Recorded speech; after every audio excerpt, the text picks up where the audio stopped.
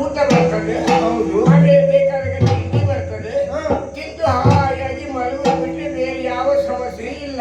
ಇದ್ದ ಸಮಸ್ಯೆಗೆಲ್ಲ ತಲೆ ಕೊಡ್ಲಿಕ್ಕೆ ನೀನಿದ್ದೀಯಲ್ಲ. ಹೌದು, ಆದ್ರಿಂದಲೇ ತಲೆ ಹಣ್ಣಾಗುತ್ತಾ ಬಂದದ್ದು.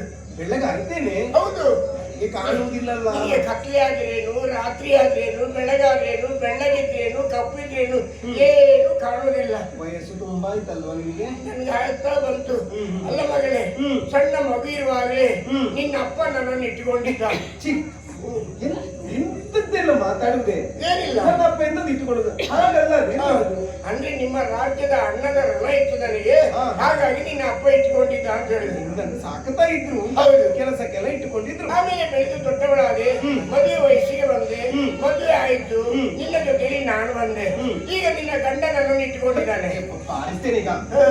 ಎಂತದ್ದು ಏನೇನು ತಿಳ್ಕೊಂಡಾರು? ಏನಮ್ಮ, ಮತ್ತೆ ನಾನೇನು ತಪ್ಪಿ ಮಾತಾಡ್ತೇನ? ಮತ್ತೇನು? ಊಟ ಮಾಡುವಾಗ ನಿನ್ನ ಗಂಡನಿಗೆ ನಾನು ಬೇಕು, ಆಮೇಲೆ ಬಚ್ಚಲ ಮನೆಗೆ ಹೋಗೋದು ನಿನ್ನ ಗಂಡನಿಗೆ ನಾನು ಬೇಕು, ಬಟ್ಟೆ ಹಾಕೊಳ್ಳಿಯೂ ನಾನು ಬೇಕು.